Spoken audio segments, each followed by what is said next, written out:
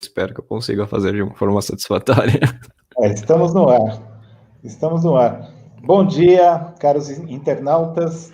Este é mais um programa de entrevistas com pessoas com deficiência, parte do projeto que a Câmara Paulista pela Inclusão da Pessoa com Deficiência no Mercado de Trabalho realiza em celebração aos 29 anos da Lei de Cotas. Essa lei fará 29 anos agora no dia 24 de julho.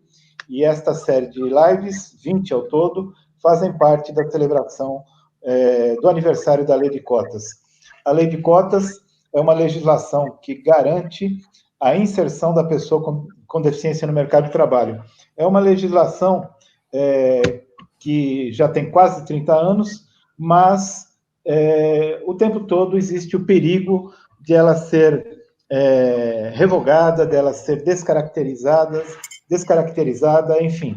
A questão da pessoa com deficiência, ainda que haja essa aura de ser uma causa simpática a todas as pessoas, de fato, nós corremos o tempo todo o perigo de termos os nossos direitos solapados. Para vocês terem uma ideia, e eu peço licença aqui ao William, para falar da notícia que eu li agora de manhã, uma decisão, mais uma pequena herança que nos deixou o ex-ministro Weintraub, falando aqui sobre um edital publicado pelo MEC, recentemente, falando sobre o Enem. E eu vou ler aqui um trecho para vocês, para perceberem como as pessoas com deficiência também, o tempo todo, como também outros grupos sociais, mas corremos o risco sério de termos os nossos direitos revogados, solapados, como é o caso aqui. Vejam só este trecho que eu vou ler aqui para vocês, do edital publicado pelo MEC, que declara textualmente: não haverá recursos de acessibilidade, tais como prova em braille, prova ledor, tradutor, intérprete de língua brasileira de sinais, videoprova em libras, prova com letra ampliada ou superampliada, uso de leitor de tela, guia intérprete, auxílio para leitura, auxílio para transcrição, leitura labial, tempo adicional, sala de fácil acesso, mobiliário acessível. Vejam só, isso está no edital do Enem, da próxima prova do Enem. Então, veja só, direitos conquistados de acessibilidade, com muita luta ao longo dos últimos 30 anos, 40 anos já de luta do movimento de pessoas com deficiência aqui do Brasil, e de repente vem uma notícia como essa aqui do Ministério da Educação sobre o próximo Enem, né? Que absurdo essa situação. Veja só, William, você sabia dessa história? Não, eu fiquei sabendo agora que realmente soa de fato um absurdo mesmo. É um absurdo, né? Você vê? E é essa história de que todo mundo é a favor da causa de acessibilidade. Alguém já falou, não, eu sou contra a acessibilidade? Uhum. Ninguém é, mas é fácil falar. Bom, desculpe-me essa pequena introdução, mas de fato eu estou indignado com essa situação, mas eu peço, por gentileza, que vocês se apresentem. Eu vou começar aqui pelo Luan. Por gentileza, Luan, que é o nosso intérprete de Libras. Ok, então vamos lá. Eu sou Luan, idade de 33 anos, pele morena, cabelo e barba preta. Estou utilizando uma camiseta verde. William, normalmente eu peço que o entrevistado se apresente também, antes, mas como você disse que não tem muita experiência em autodescrição, eu vou me apresentar para você, aí já viu o Luan, e aí você vai pegando o jeito, tenho certeza que claro. você já vai pegar. Bom, eu sou Tuca Munhoz, sou um homem branco, de 62 anos, tenho bigode e barba grisalhos, cabelo grisalho cortado bem baixinho, estou vestindo uma camisa polo azul, tenho olhos azuis também, uso brincos, e atrás de mim tem um pedacinho de um quadro, que é uma paisagem caipira, e a parede atrás de mim é bege. William, por favor. Eu sou William Shimura, tenho 27 anos, sou um homem de cabelos pretos, relativamente curtos, um pouco, enrolados, estou usando uma jaqueta e uma camiseta preta, estou em uma cadeira que é geralmente usada por comunidade de jogadores de jogos eletrônicos, e estou em um fundo com uma iluminação azul. E não uso barba, não tenho barba nem bigode. Você está fora de moda, então, porque ultimamente a moda é barba. Eu costumo preservar esse meu aspecto jovem. Qual a sua idade, Luan? Qual a sua idade, Luan? Ô, Luan não, William, perdão. Eu tenho 27 anos. 27, legal. Apesar de aparentar ter menos, né? É verdade. É o que me dizem. Garotão. William, é o seguinte, nesta série de programas, hoje é o 6º programa, num total de 20. Uhum. Desses 20 programas que nós temos aí, este é o 6º, 14 por realizar, você é a única pessoa com autismo que eu entrevistarei, que eu entrevisto agora, né? Uhum. Veja só, nós temos várias pessoas cegas, se eu não me engano, 2 pessoas surdas, desse grupo de 20, a maioria pessoas com deficiência física, né? 3 pessoas surdas. E quando se fala em deficiência, a primeira coisa que vem à mente das pessoas é a cadeira de rodas, o cadeirante, né? E quando se fala, isso é interessante porque também foi resultado de uma luta e tal, só que acabou ficando um pouco descaracterizado, porque a deficiência não é só isso. Talvez, inclusive, os cadeirantes sejam um grupo minoritário dentro desse grupo mais amplo de pessoas com deficiência. O autismo tem uma característica, sobretudo o autismo mais leve, como é o seu caso, como é o caso da Joyce também, que eu conheço pessoalmente, que não aparenta, né? As pessoas, né? Ninguém fala olhando para você que você é deficiente, mesmo conversando com você. Você se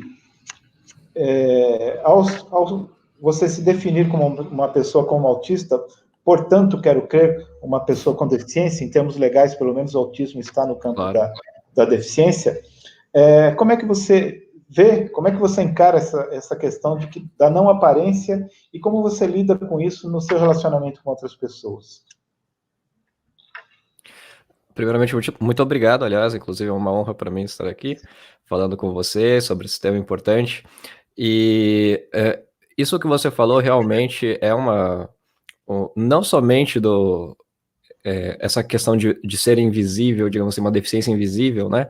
Não é algo que apenas os autistas leves passam por, mas também os autistas com maior severidade também, muitas vezes, as famílias me narram muito isso, né? Que muitas vezes a mãe, por exemplo, ao pegar uma fila preferencial, ao ir recorrer por algum direito, né, para solicitar algum auxílio, por exemplo, é comum esse tipo de questionamento, às vezes as pessoas, até por pessoas que nem cabe a elas, na verdade, questionarem, mas muitas vezes ainda isso é questionado, justamente porque não tem um aspecto físico assim que todas as pessoas com autismo, por exemplo, compartilham, né? Então não consigo realmente, né, como você mesmo falou, não consigo olhar e por mais que identificar, e por mais que sim, todas as pessoas com autismo, eles vão ter uma socialização atípica.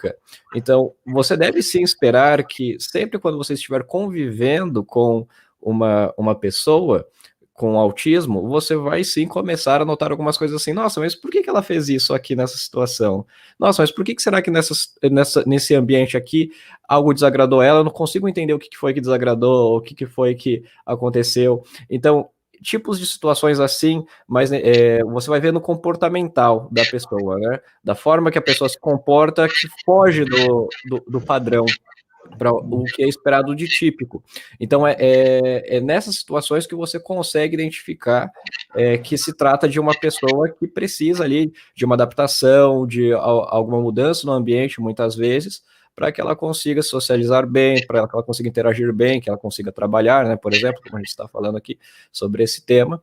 E realmente, uma das formas que eu encontrei de lidar com isso foi que eu não faço necessariamente questão de falar que eu sou uma pessoa com autismo até esperar uma boa oportunidade para demonstrar isso na prática, de como pode ser atípico a interação.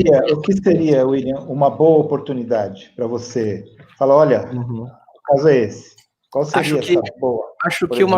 Acho que uma boa oportunidade, quase sempre, e eu acho que outros autistas vão se identificar com isso, para mim tem sido em ambientes não tão amigáveis sensorialmente.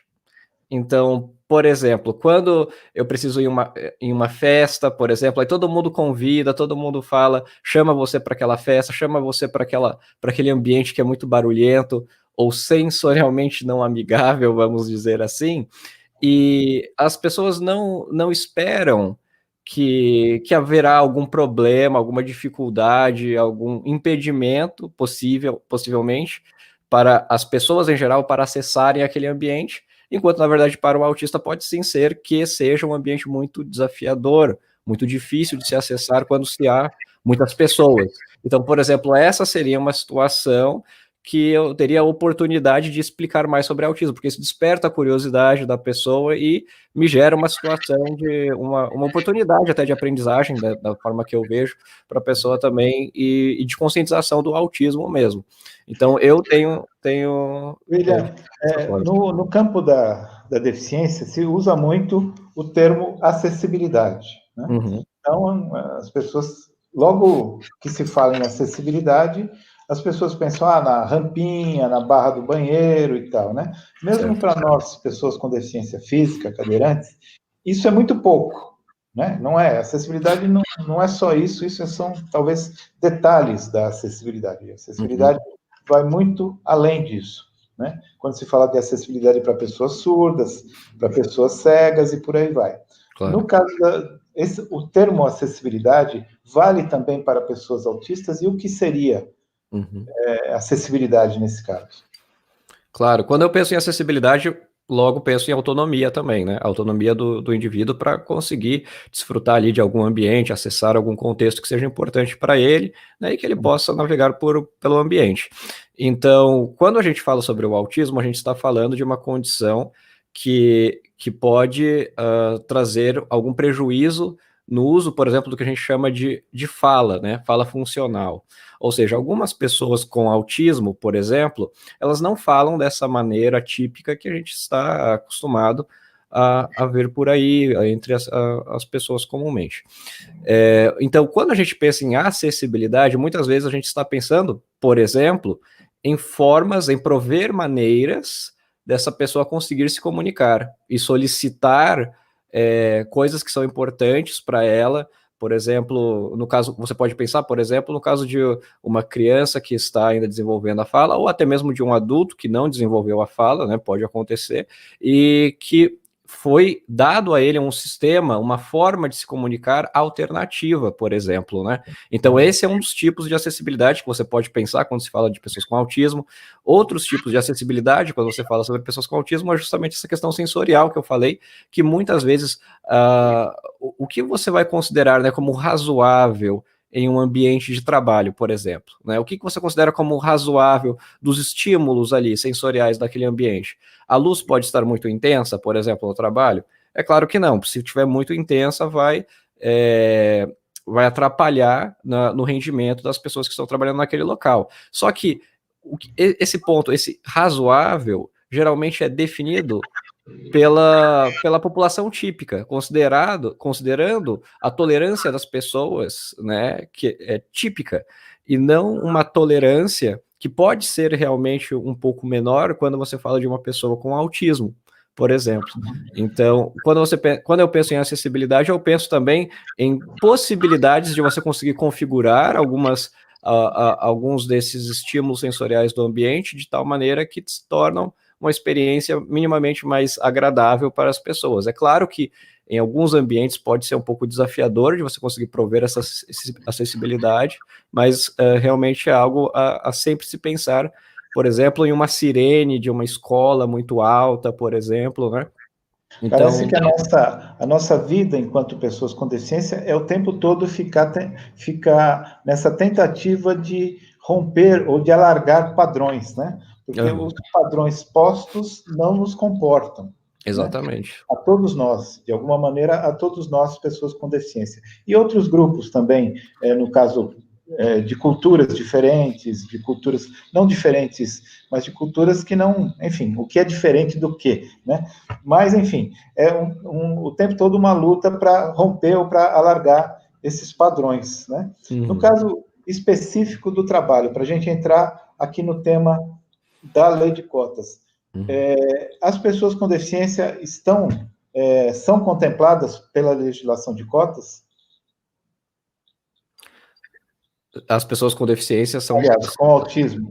Ah, Desculpa. sim, no caso, sim, certamente, né? Inclusive, eu conheço aqui, eu tenho visto, né, pelo que eu tenho visto, eu tenho visto algumas empresas, principalmente empresas de tecnologia, da informação, com um olhar um pouco mais, assim, dando um primeiro passo, né? Algumas poucas empresas, infelizmente, ainda, né, nesse momento, mas dando um primeiro passo para conseguir entender, por exemplo, como pessoas com autismo podem ter um desempenho muito bom, né, em códigos e programação, por exemplo, em outras atividades que requer muita atenção a detalhes, né, que é realmente o... William, existe uma fala, que eu não sei, quero que você me diga se é mito ou não, que as pessoas com autismo seriam mais inteligentes. Isso é um mito, né? Porque mito. quando você fala que empresas de tecnologia chamam pessoas com autismo, então pode remeter, como já existe esse mito, as pessoas com autismo têm talentos especiais e tal, pode remeter a esse preconceito também, não? Certamente. Não, certamente. É importante deixar isso bem claro, na verdade, que no espectro do autismo você vai encontrar tanto pessoas, por exemplo, né, com autismo e deficiência intelectual, por exemplo, mas você também encontra pessoas com autismo com o QI superior, por exemplo. E é claro, todas essas pessoas, a gente precisa pensar em formas de incluir todas essas pessoas no mercado de trabalho. O que, no caso, agora, falando de uma perspectiva da sociedade, né, como a sociedade, como as empresas têm dado esse primeiro passo agora, em dar atenção para pessoas com autismo, né, pelo que eu tenho visto, principalmente em atividades que requerem atenção por detalhe e principalmente em algumas pessoas com autismo que têm boas habilidades com o desenvolvimento de softwares, por exemplo, que é uma coisa uma atividade que está aquecida no mercado hoje, né?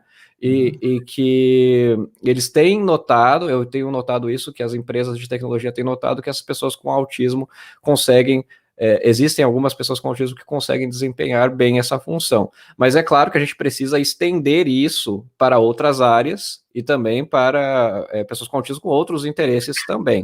Você citou a coisa de algumas pessoas com autismo terem facilidades com detalhes. Como é que é isso? É uma característica de algumas pessoas com autismo? Sim, a atenção ao detalhe pode sim estar presente de uma maneira mais sensível, digamos assim, entre pessoas com autismo do que pessoas típicas, né? Isso eu cito principalmente tomando como exemplo algumas empresas, na verdade, dos Estados Unidos, se eu não me engano, a Microsoft também fez um programa para... Isso estou falando de anos atrás, né? Muitos anos atrás, quando nem se falava ainda de autistas no mercado de trabalho, pouco se falava sobre autistas no mercado de trabalho, e a Microsoft, eu lembro disso, que foi um dos primeiros, uma empresa que deu um desses passos, de incluir, né, pessoas com autismo em um determinado programa que requeria uma função ali, né, uma atividade dessas pessoas com autismo que envolvia muita atenção a detalhes, né? Então era uma posição que acabou chamando a atenção de pessoas com autismo e realmente pode ser sim que autistas desempenhem melhor, né, alguma dessas funções. A gente tem que tomar muito cuidado com isso, né? Com essas coisas que podem gerar, na verdade, se pensa em inclusão e acaba gerando exclusão. Hoje isso desapareceu um pouco no aspecto seguinte, mas eu lembro que há algumas décadas, sempre se pensava na pessoa com deficiência visual, no cego, para trabalhar em câmara de raio-x, né? Era uma coisa, todo cego ia trabalhar com radiologia, ou todo cego ia ser massagista, porque era uma coisa que há o mito de que os cegos têm mais sensibilidade, né? Porque leem em braille e tal, então seriam ótimos massagistas. De colocar pessoas surdas para trabalhar em lugar barulhento, porque não vai ouvir mesmo, então tudo bem, sabe?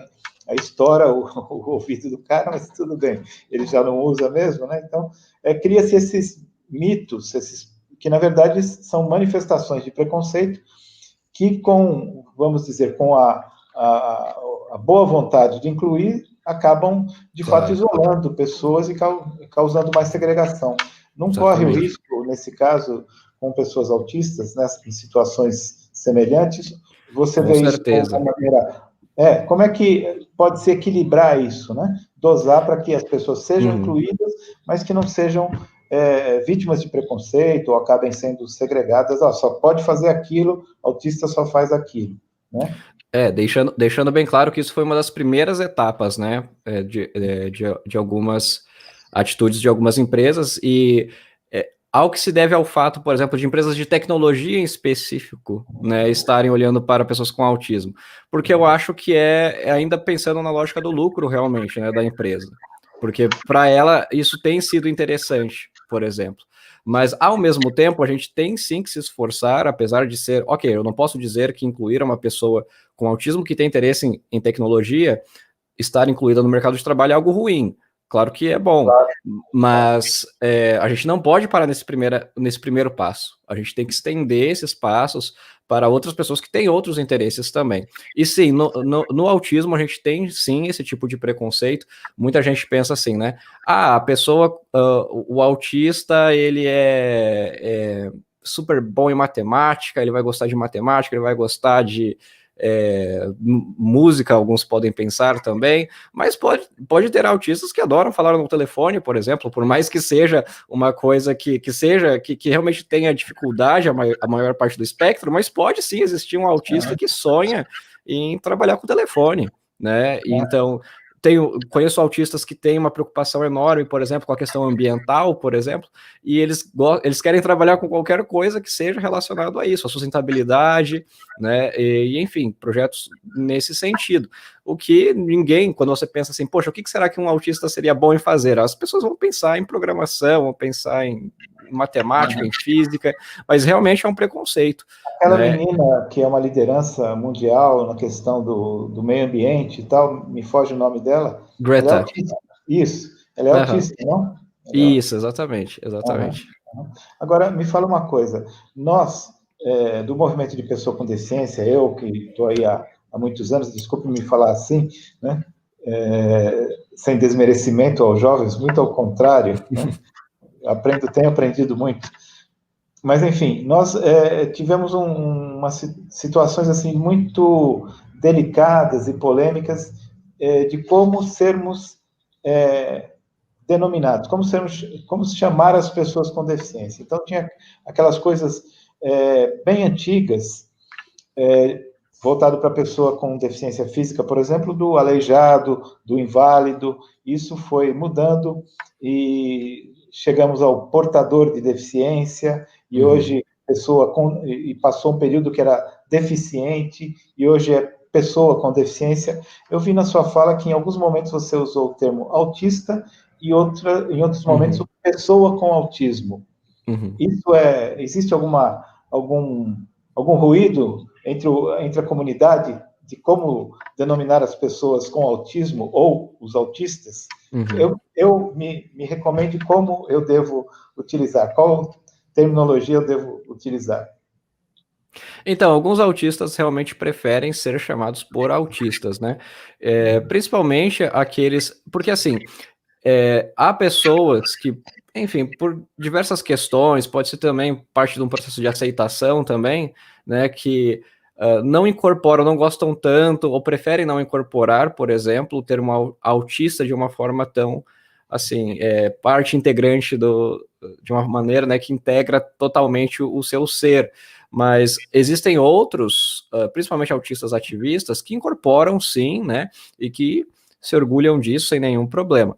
No caso, eu, por exemplo, e N outros pessoas com autismo ou autistas na comunidade, nós não nos importamos, na verdade, né? Tanto pessoa com autismo quanto o autista são formas aceitáveis. É claro que ao conhecer uma pessoa que prefere ser chamada por autista e não de pessoa com autismo, eu faço uso, eu me refiro a ela como autista, não sem nenhum problema.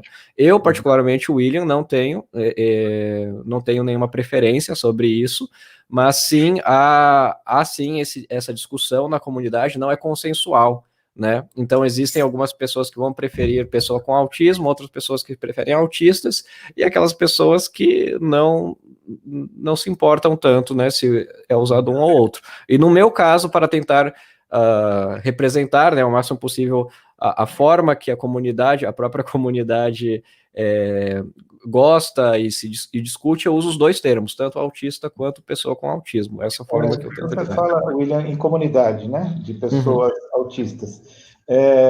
Qual é a pauta hoje, né, da comunidade de pessoas autistas? O que as pessoas autistas ativistas estão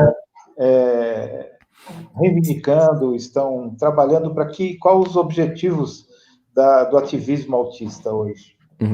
Acho que uma das pautas relevantes, não somente desse ano, mas também podemos pensar em 2 anos para cá, por exemplo, é principalmente um movimento sobre reivindicando a questão do protagonismo do autista, né? Que por muito tempo, quando você fala sobre eventos de autismo, a gente tem mais profissionais, mais mães e pais falando sobre autismo. E é claro, sim, eles têm total participação, né, no processo de inclusão, na melhoria da qualidade de vida dessas pessoas, mas realmente a gente tinha pouquíssimas pessoas com autismo realmente falando, né? Então a gente ainda tem a ser suprido, ainda tem essa lacuna, digamos assim, da falta de presença, né, das pessoas com autismo em eventos, em espaços públicos, ainda a ser suprido. Então, realmente é uma das pautas que tem se discutido bastante, né, e também essa questão da inclusão, não somente a inclusão escolar, né, quando a gente pensa em inclusão, às vezes a gente só pensa em inclusão escolar, mas também essa questão do mercado de trabalho tem se discutido mais, né, mas eu diria que o protagonismo é uma das mais fortes. Sim, que bacana. Essa pauta do protagonismo é bem interessante, né? Nas entrevistas anteriores, eu sempre procuro discutir um pouquinho essa questão, da questão do lugar de fala, né? E, de fato, as pessoas com deficiência têm, de modo geral, tem pouquíssimo espaço de lugar de fala, né? Normalmente, isso é muito polêmico e muito delicado, mas é muito comum que pessoas sem deficiência, em qualquer área, falem por pessoas com deficiência, mesmo sendo familiares e, às vezes, não familiares, né? Que ainda voltando à fala anterior, a nossa fala anterior, de que sempre que se fala, quando alguém se preocupa com a deficiência, alguém não deficiente que se preocupa com a questão da deficiência, que diz que, e usar um termo muito usado, que me causa um pouco de gastura, que diz que abraçou a causa da deficiência, né? Eu ouço isso frequentemente.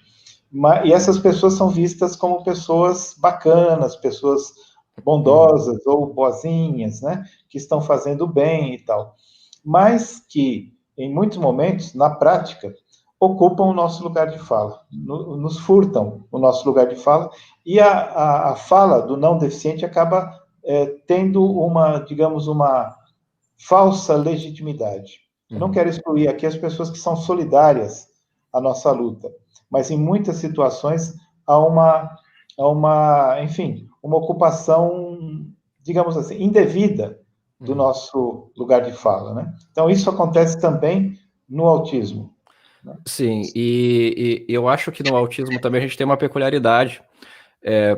por conta de ser um espectro, e nesse espectro você encontra tanto pessoas, né, que têm uma autonomia relativamente bem desenvolvida, que inclusive, na verdade, uma pessoa com autismo pode sim, principalmente com intervenção, né, especializada, ela pode sim desenvolver ótimas habilidades e, por exemplo, morar sozinha, viajar sozinho, né, como é o meu caso, por exemplo, né, eu sou uma pessoa com autismo que me desenvolvi muito bem, hoje aos 27 anos me considero uma pessoa bem desenvolvida, com ótimas habilidades que eu consigo cuidar de mim, mas por outro lado, temos no espectro do autismo pessoas que não desenvolveram essa autonomia, seja por exemplo, falta de intervenção específica, especializada, né, na verdade, por conta de dificuldades de conseguir, né, ter os seus direitos garantidos, por exemplo, a educação de qualidade, e então essas pessoas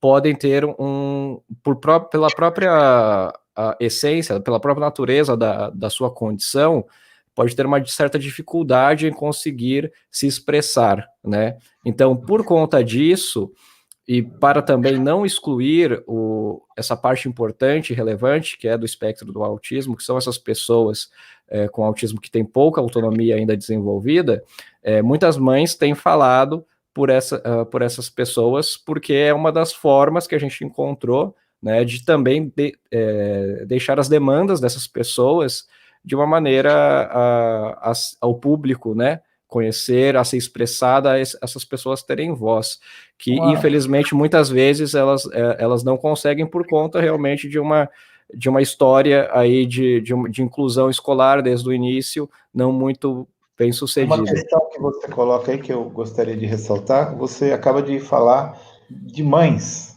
né? Uhum. E, enfim, vão à luta, né? Eu pessoalmente demorei muito a reconhecer a importância da luta das mães das pessoas com deficiência. Eu falo bem, realçando bem mães, né? Claro que tem muitos pais também envolvidos na luta, né? Pais, eu digo homens, né? Sim. E nessa mesma entrevista que eu ouvi hoje com a Joyce, tinha um pai também, acho que chamado Eduardo. Depois acho que a Júlia pode até colocar o link dessa entrevista também na nossa página, na página da Câmara. Mas eu demorei muito a reconhecer que a luta das mães, das pessoas com deficiência, das crianças, dos adultos com deficiência, é uma luta por direitos humanos, né? Uhum. É uma luta muito forte. Existem N exemplos de mães que passaram a vida lutando pelos direitos de seus filhos, e também, em muitos casos, muitíssimos casos, passaram a vida cuidando de seus filhos quando são deficiências mais severas, né? Então, aquilo recai nos ombros das mães, né? Que anulam, em muitos momentos, a própria vida, né? A sua vida, os seus interesses pessoais, os seus momentos de lazer, de alegrias e tal, de convivência com outras pessoas, para cuidarem dos seus filhos, né? Então, estão cuidando de uma pessoa, e essa questão dos cuidados é uma discussão que nós temos que aprofundar muito no Brasil. Uma coisa que você falou me despertou uma curiosidade. Você falou que viaja, que tem uma vida com autonomia e tal, mas você tem que se administrar muito bem em algumas situações. Me ocorreu, por exemplo, quando falou em viagem, imagino que você viaja de avião. Então, se você chega no aeroporto, em alguns momentos ali na situação de embarque ou em algumas situações, o ruído é muito alto, né? Como é que você administra esse tipo de situação? Sim, inclusive a vida pelo menos a minha vida, eu imagino que a vida de muitos autistas é tudo sobre você conseguir encontrar formas alternativas ou algum jeito de fazer ou de acessar algum ambiente, por exemplo, que foi desenhado, né, foi pensado, planejado para pessoas típicas e que não foi muito pensado para pessoas com, por exemplo, uma hipersensibilidade sensorial, por exemplo, mesmo o Enem, como você falou, né, abrindo aqui, as instruções que eram dadas no Enem, por exemplo, de procedimentos, de protocolos de checagem de segurança, né? Eram dadas várias instruções assim para que a gente precisava seguir para ter a certeza que a gente não tinha nenhum tipo de dispositivo de comunicação acoplado a gente. Então, por exemplo, até mesmo essas instruções no momento do Enem, elas foram pensadas de uma forma típica, porque as pessoas típicas geralmente conseguiam seguir essas instruções, mas as pessoas com autismo poderiam ter uma certa dificuldade em entender esse tipo de instrução, que foi o meu caso, e eu não conseguia entender o que era demandado de mim, por exemplo, nessa situação do Enem. Da mesma forma, aeroportos muitas vezes são pensados, né? Claro, são ambientes barulhentos, e ninguém iria suportar se fosse um ambiente muito, muito, muito barulhento, mas a maioria das pessoas suportam, e as pessoas com autismo realmente podem ter dificuldades, né? Dos recursos que as pessoas com autismo têm encontrado é principalmente usar aqueles abafadores de ruído, por exemplo, né? Então, mesmo durante a minha adolescência, como eu tinha vontade de me socializar, mas muitas vezes em alguns ambientes não tinha, ele não era tão acessível nessa questão sensorial, eu já usava algodões nos ouvidos, por exemplo, né? Então, o que infelizmente pode ser motivo de bullying, muitas vezes quando você é adolescente, quando você é mais jovem, né? Então, esse tipo de situação, sim, você falou, mesmo que eu ainda, mesmo hoje como uma pessoa desenvolvida, ainda assim, para muitas atividades, eu sempre tenho que pensar em formas alternativas de conseguir sustentabilidade nelas, que pode ser uma forma um pouco diferente, né, das pessoas de desenvolvimento típico. Quando a gente pensa em trabalho, por exemplo, uma das partes importantes de socialização do trabalho é a hora do almoço, por exemplo, né? Quando você vai almoçar com as outras pessoas. Essa é a parte mais complexa de todo o trabalho para mim, né? De toda a experiência de trabalho que eu tive. Almoçar com a equipe, por exemplo, e conversar com a equipe sempre foi a parte mais complexa, por exemplo. Então eu fico pensando, em uma situação que há uma mesa e tem 10 pessoas nessa mesa e 10 assuntos cruzados, como é que eu posso fazer para conseguir almoçar e, ao mesmo tempo, manter a socialização com as outras pessoas sem parecer que eu sou rude com elas, por exemplo? Então, esse é o tipo de estratégia que a pessoa com autismo tem que ficar desenvolvendo ao longo da vida, né? Por exemplo, se você estiver namorando com uma pessoa, como é que eu vou acompanhar essa pessoa nos ambientes que ela gosta, em outros ambientes que eu não vou conseguir me socializar ou integrar direito, e de tal maneira que eu ainda demonstre que eu me importe, de uma maneira que eu ainda me faça disponível para as outras pessoas e que elas entendam que não necessariamente eu vou ter os mesmos gostos, os mesmos interesses, não vou reagir das formas esperadas da normalidade típica, digamos assim, né, do que eles consideram como normal, e que isso não tem nenhum problema, né, que isso não tem nenhuma... Que isso não deveria ser impeditivo para se construir uma amizade, por exemplo. William, você teve o diagnóstico como autista há relativamente pouco tempo, não? Sim, o processo de diagnóstico iniciou e até o momento que ele termina, durou mais ou menos, o processo ao todo durou mais ou menos um ano e meio, né? Porque o processo de diagnóstico é longo, principalmente quando a gente fala sobre diagnóstico de autismo na vida adulta, mas eu fui diagnosticado por volta dos 23 anos, né? E hoje eu tenho 27 anos, então sim, é longe de uma idade boa para diagnóstico, né? Antes dos 23, você era só um cara estranho, é isso?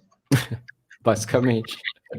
Basicamente. Na verdade, eu já sabia, e era notável para as pessoas do meu círculo social, que eu era uma pessoa com interesses diferentes, com focos diferentes, principalmente, né? Porque as pessoas com autismo podem ter o que a gente chama de hiperfoco, né? Que é um interesse restrito e intenso em algum assunto, né? Em algum assunto, alguma coisa, algum objeto. Então, essa questão do meu foco, ele era nada usual, e as pessoas ao redor realmente notavam que não era uma coisa, um foco numa intensidade que era atípica.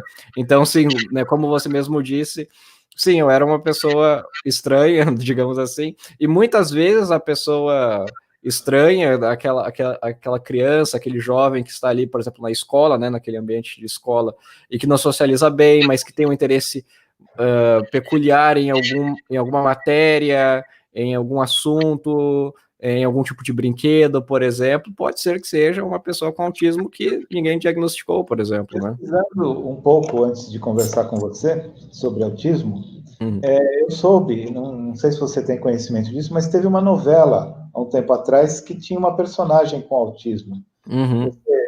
Eu não pude me dedicar muito a isso, mas na história recente, vira e mexe, tem uma novela com um personagem com deficiência, né? Uhum. E, num primeiro momento é interessante, parece que é uma proposta para desmistificar algumas coisas, de romper algumas barreiras, mas a experiência tem mostrado que acaba não dando muito certo, né? Uhum. Pelo menos duas novelas que eu me lembro, não acompanhei, mas li alguma coisa, de uma menina com síndrome de Down e outra novela com uma moça com deficiência física, cadeirante. Uhum. No caso dessa novela, com a personagem, era uma moça, se não me engano, com autismo, foi interessante, você acompanhou um pouco isso?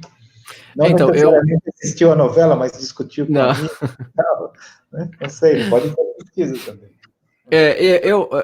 Esse caso teve uma repercussão, né?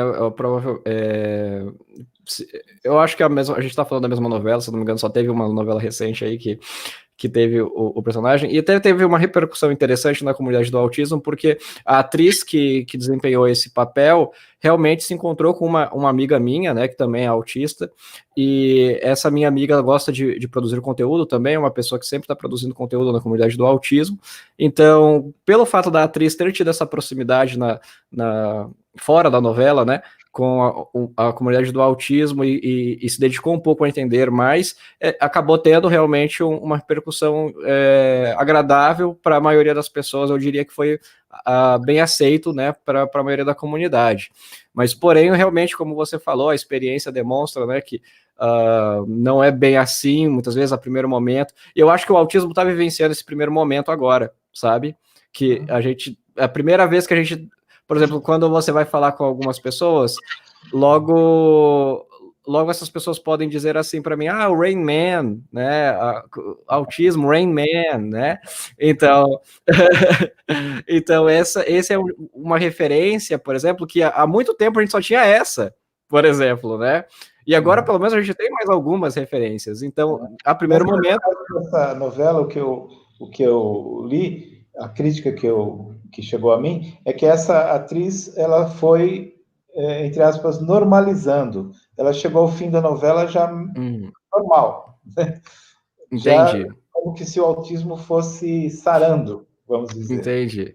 O que é bom, o que é importante deixar claro, né, é que as pessoas com autismo sim podem se desenvolver, como eu disse, né, todas as pessoas aprendem, não tem nenhuma pessoa que não é incapaz de aprender, isso não existe, né, então todas as pessoas com autismo aprendem, todas as pessoas com autismo desenvolvem as estratégias, por exemplo, né, como eu estava falando aqui, em algumas situações você desenvolve estratégias, meios alternativos de se concretizar as coisas que são importantes, podem sim chegar ao ponto de terem uma vida com muita autonomia, sustentável, então isso sim pode acontecer, mas realmente o indivíduo ele tem essa condição, né, que desde o momento que o sujeito nasce. Então, isso é importante também desmistificar, né, que nenhuma pessoa se torna autista ao longo da vida, e as características do autismo estarão presentes por toda a vida dessa pessoa, né? Então, por mais que eu tenha, assim, talvez eu não tenha prejuízos como eu tinha antes, aliás, definitivamente eu não tenho prejuízos como eu tinha antes, por conta das intervenções, por conta das estratégias que eu acabei desenvolvendo, por conta do acompanhamento profissional, que é importante também, né? Mas... Quando você diz dessa coisa, desculpe-me, das intervenções, das estratégias, do acompanhamento, você está se referindo ao ambiente, ao seu ambiente em que você vive, ao seu ambiente relacional e tal. E você falou uma coisa muito bacana, muito bonita, que todo mundo aprende, todo mundo tem essa potencialidade do aprender. Eu estive já, tenho conversado, é um tema que me interessa muito, da questão da institucionalização de pessoas com deficiência. E eu já estive em instituições de abrigamento de pessoas autistas. E aquilo é o ambiente absolutamente negativo, né? Então, são ambientes em que as pessoas estão ali para não viverem, ou estão ali para serem absolutamente apartadas de um convívio social, portanto, de sua potencialidade de ser completamente anulada, né? E aí é interessante como isso também, entre outros problemas, afora o assinte aos direitos humanos daquelas pessoas, também serve para reforçar estereótipos, né? Porque é muito comum essas instituições fazerem propaganda para arrecadação de fundos e tal, e exibirem situações de pessoas muito mal, em situações muito horríveis de uma deficiência, de uma condição de autismo bastante severa, né? Mas é interessante como esse próprio ambiente contribui para essa negatividade, para essa situação horrível de vida, né? Diferentemente de algumas pessoas que tiveram o privilégio de terem um ambiente que lhes ofereceu oportunidade, como esse que você está relatando, né? Eu acho bastante interessante ressaltar essa questão do ambiente em que se vive, que o ambiente pode oportunizar ou não situações de qualidade de vida. Sim, e também por intervenções, na verdade, não somente estamos falando sobre o ambiente, que sim, é muito importante, principalmente para quem estuda educação, sabe, sempre está preocupado, né, em delinear experiências de aprendizagem, configurar um ambiente de uma forma que favoreça, né, as melhores experiências de aprendizagem, seja lá qual for a necessidade educacional dessa pessoa, mas também eu me refiro não somente a intervenções e modificações que eu preciso fazer no meu ambiente, mas também intervenções profissionais, né, no caso, no sentido de psicoterapia, por exemplo, né, e Sim. no caso do autismo, não necessariamente apenas nesse viés psico, mas também no viés muito educacional, né, que quando a gente fala sobre autismo, quando a gente fala sobre acessibilidade, a gente pensa sobre autonomia, né, como eu disse aqui no início, e muito da autonomia, principalmente quando a gente pensa nos casos mais severos de autismo, ela vem também com a educação, com aprender, com desenvolver habilidades para solicitar o que você precisa, né? Solicitar, manifestar as suas vontades, manifestar a necessidade, os seus interesses, a sua necessidade de acessar algum ambiente, a sua necessidade de se comunicar com as outras pessoas, né? Então, muito tem relação com isso, e é importante, sim, a gente ter um ambiente preparado e sempre, qualquer ambiente que seja, né, a gente pode pensar isso na escola, no trabalho, em casa, em qualquer ambiente que a gente queira desenvolver habilidades desse indivíduo, é sempre muito importante, sim, a gente modificar esse ambiente para favorecer as situações, por exemplo, situações de aprendizagem e também favorecer a autonomia desse indivíduo, com certeza. Os profissionais e as pessoas que trabalham com educação sempre estão pensando dessa forma. Chegou uma pergunta aqui de uma amiga. Uhum. Oi, Eli. Interessante. Ela pergunta o que acha da série Good Doctor. Perfeito. Assiste essa. Então, é justamente uma das coisas que você estava falando, eu lembrei dessa série, inclusive, né? Que essa é uma das séries, por exemplo, que quando você pensa no filme Rain Man, por exemplo, eu acho que tem muita gente hoje pensando, por exemplo, mas eu assisti aquela série do doutor, ele é autista, né? Então, assim, realmente ele acaba reforçando esse estereótipo, por exemplo, que o autista tem esse superpoder, todo autista vai ter uma super habilidade, mas não necessariamente, né? As pessoas com autismo, sim, algumas podem ter sim uma habilidade excepcional com alguma coisa, né? Mas Como isso qualquer não. outra pessoa. Exatamente, isso não caracteriza o autismo, né? Não caracteriza. Você não pode esperar que as pessoas com autismo vão ter uma habilidade excepcional, como, por exemplo, o doutor da série, né? Então, sim, realmente a gente tem no senso comum, principalmente quando as pessoas não conhecem nenhuma pessoa com autismo, mas começaram a conhecer o autismo por conta da série, você vê, sim, esses equívocos, né? Que as pessoas podem assumir que as pessoas com autismo são super inteligentes e tal, e que elas, sei lá, vão fazer cirurgias incríveis, por exemplo, né? Então, eu particularmente, né, respondendo essa pergunta, eu particularmente não gosto dessa série. Eu não gosto muito de séries fantasiosas, assim, de muita ficção, na verdade, apesar dessa não ser uma série de ficção, mas é um cenário improvável, realmente, né? Para mim parece um cenário muito improvável de realmente acontecer uma história assim. Ela não é representativa, né? Então, assim, se existe, realmente pode existir alguns autistas com habilidades excepcionais, mas eu acho que não se daria dessa forma, não se desdobraria da maneira que é tratada ali na série. Eu acho que ela é muito dramatizada. Então, no caso, eu não gosto tanto dessa série em específico, né? Legal. Quando a gente fala do transtorno do espectro autista, por que se usa o termo espectro? Né? Qual é que relação se quer fazer? Né? Explica um pouco isso para os nossos internautas, por favor. Perfeito. Bom, quando a gente pensa em um transtorno, né? Pensando em transtorno como, por exemplo, depressão. Depressão é um transtorno, e mesmo a depressão, ainda muitas pessoas se confundem como pode ser um quadro de depressão, né, em uma pessoa.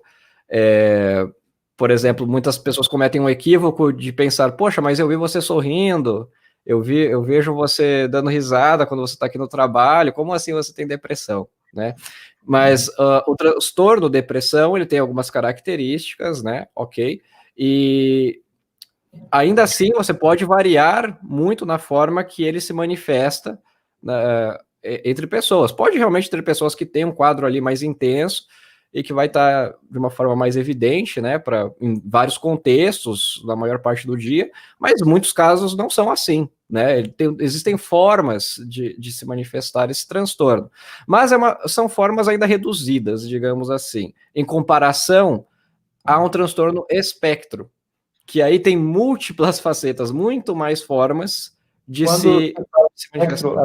A primeira coisa que me traz, ou me trazia, agora é a coisa do autismo, mas é a coisa das cores, o espectro das cores, né?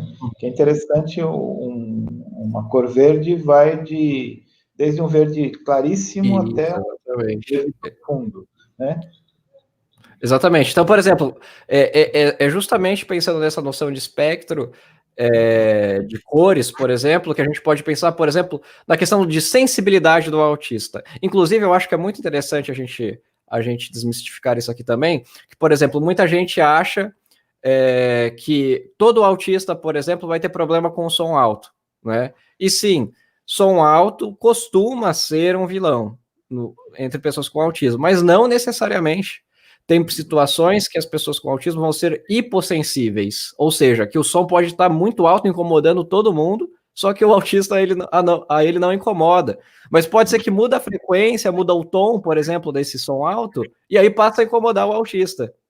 Entende? Então, assim, e enquanto incomoda um autista, por exemplo, pode ser que outro autista não se incomode.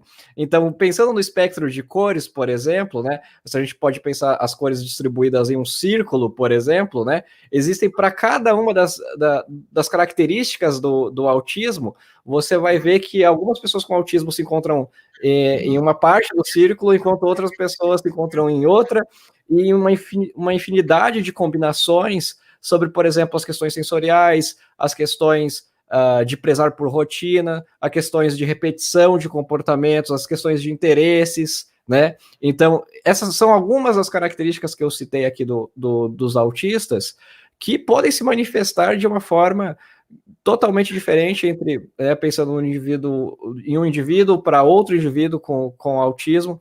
Então, a gente tem muito isso.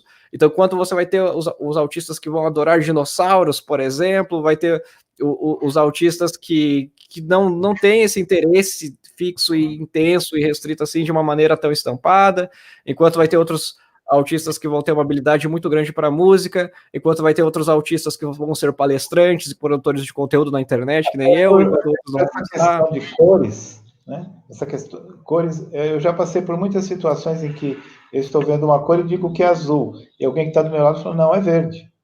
Uhum. Fica aquela, né? Então, realmente é uma coisa, viva a diversidade.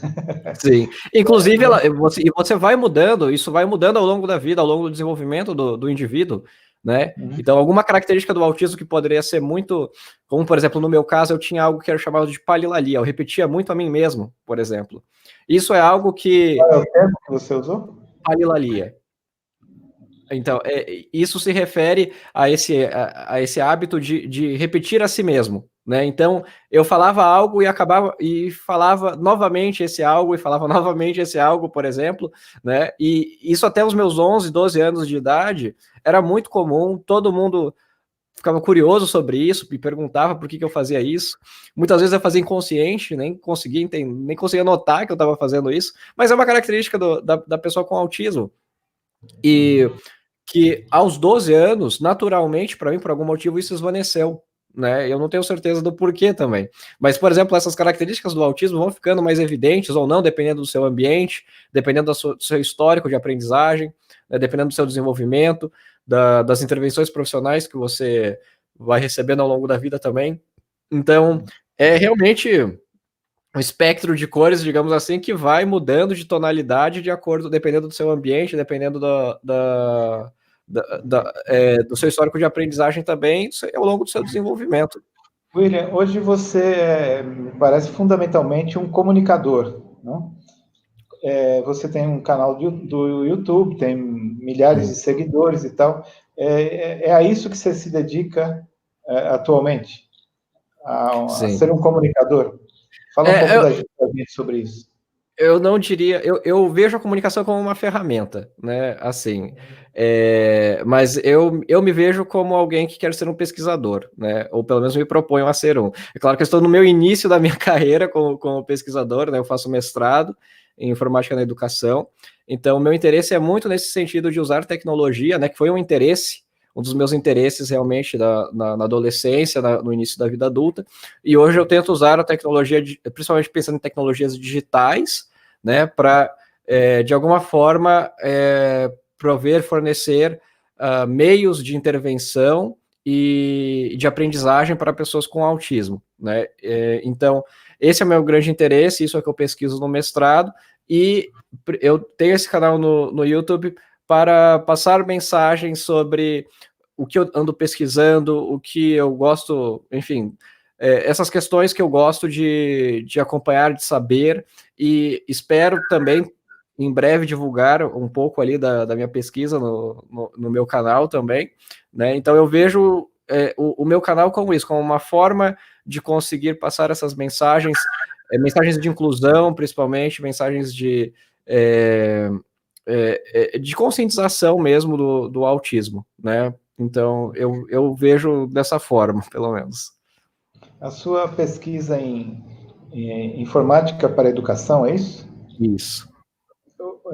O que fala um pouco para a gente do que, se você puder adiantar, né, um pouco sobre claro. o que você tem pensado em termos dessas tecnologias voltadas para a educação. Claro. Algumas crianças, principalmente, quando a gente pensa em crianças, a gente pensa... E o uso da tecnologia, a gente logo pensa em tablets e os joguinhos, por exemplo, né? Então, eu tenho interesse mais nessa área, principalmente em trabalhar com crianças que, principalmente, têm já um apego muito grande ao tablet, mas que não está usando, por exemplo, o tablet de uma maneira a desenvolver habilidades que são importantes para a vida dela. Então, a minha pesquisa é nesse sentido, de desenvolver tecnologias que, através do tablet, uma pessoa consiga interagir junto com essa criança para desenvolver algumas dessas habilidades que são importantes para a socialização, para aprender algumas questões importantes de, por exemplo, tolerância, de atenção compartilhada, de tomada de turnos, enfim, só para mencionar algumas dessas habilidades que são importantes para o desenvolvimento de todas as pessoas, que crianças típicas desenvolvem naturalmente, digamos assim, mas que as pessoas com autismo podem ter uma certa tipicidade nesse desenvolvimento. E, por exemplo, claro, existem várias formas de se de se desenvolver essas habilidades, e eu quero propor uma forma através das tecnologias digitais para desenvolver essas habilidades, né? Então esse é o meu interesse, a minha pesquisa de mestrado, no caso. William, a gente está chegando ao final do nosso programa. Deixa aqui para a gente os seus canais, como é que as pessoas podem acompanhar, Claro. enfim, o seu trabalho de comunicador. No YouTube você pode encontrar pelo meu nome, é o William Timura mesmo, e no Instagram é @TimuraWill. Só de você colocar o @Timura, você já vai encontrar já. E principalmente nessas duas redes que eu faço lives e compartilho um pouco do meu dia a dia, enfim, algumas piadas também, às vezes, algum humor e coisas do tipo. William, muito obrigado por sua entrevista. Passo a ser o seu admirador. Enfim, já assinei o seu canal. Muito obrigado. Vou acompanhá-lo e eventualmente vou te procurar para te fazer algumas perguntas e aprender mais com você. Muito obrigado e sucesso. Por favor, sinta-se à vontade, eu que agradeço, e também deixo um recado aqui para as pessoas acompanharem mais autistas nas redes sociais. Eu não sou o único autista produtor de conteúdo, né? Então, vocês vão ver que o autismo, como a gente disse aqui, né? O autismo é um transtorno espectro, então vale a pena sim acompanhar outros autistas nas redes sociais, né? E ver que há uma infinidade de interesses que os autistas podem manifestar. E eu acho que isso é muito importante, é muito legal para aumentar o nível de conscientização. Então, deixo essa mensagem aí para o público também. Que legal. Muito obrigado, William. Muito obrigado mesmo. Eu que agradeço. Obrigado, Luan, pelo seu trabalho hoje. Obrigado a Júlia, que está aí nos bastidores nos apoiando. E eu quero convidá-las a todos, a todas, para estarem novamente conosco amanhã, quando entrevistaremos nossa querida amiga Mila Guedes. Até amanhã, um abraço.